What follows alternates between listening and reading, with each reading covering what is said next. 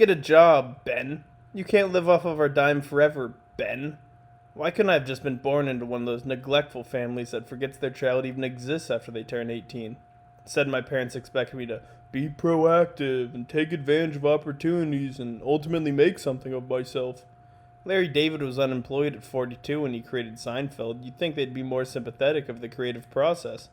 But I digress. I might as well take advantage of quarantine and bust out a resume.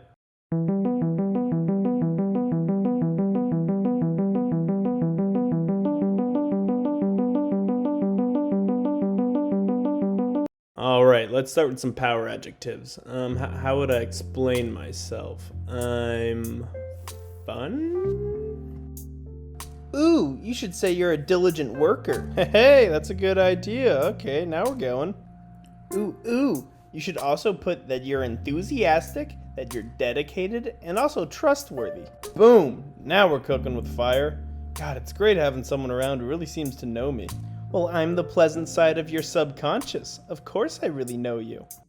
Alright, well, why don't you stick around and we can bust this out in no time at all. Hey, I hate to ask, but for figments of the imagination such as yourself, aren't they usually accompanied by some sort of counterpart?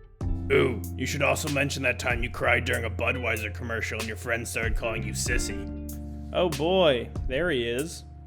Hey, why don't you let Buddy on the left here do most of the talking? He seems to know me a lot better than you do. You're even dumber on the outside. He literally Googled power adjectives. He's on a WikiHow article titled Building Your First Resume. It says you should also mention your stellar work ethic. Stellar work ethic?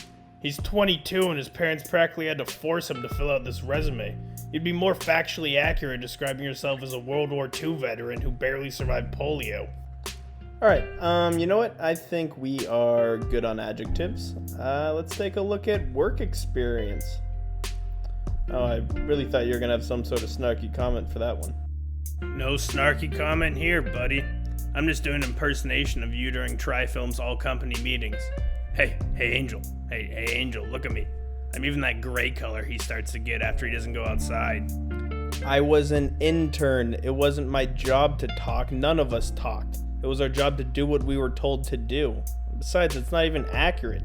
I was brought onto the creative team within 2 weeks of starting, and I had multiple ideas pitched to Microsoft for their holiday ad. Ooh, yeah, and you could mention how you wrote, directed, starred in, and edited a short video that was sent out to 250 of Magna5's biggest clients in the Seattle area. Thank you, pleasant side of my conscience. I think that would be a perfect thing to include in this section. And while you're at it, why don't you throw in something about getting fired from Blazing Bagels? I wasn't fired, I was laid off. They were downsizing and their decision-making process was entirely political. Political in what way? In the way that you lost the popular vote about who is most capable of cutting a bagel down the middle? There's a steep learning curve. It's not just something you're born with. Learning to cut a bagel properly is a tedious task that requires far more time than I was given. Don't forget to mention your atrocious schmear distribution. Moving on, let's wrap up with some referrals. Kate from Clatter and Din said that you were better with clients than any intern they'd had before. I'm sure she'd be happy to help. Why, thank you, pleasant side. Haha, you should put your manager from Blazing Bagels. You certainly made an impression with them. You too? Don't you get tired of his non-stop antics being up there with him in my head all day? You'd actually be surprised how little we see each other. Most of the characters we run into up there are just embodiments of your various phobias. Your fear of gaining weight is growing at an alarming pace. Alright, you know what? I think we're gonna call it a day.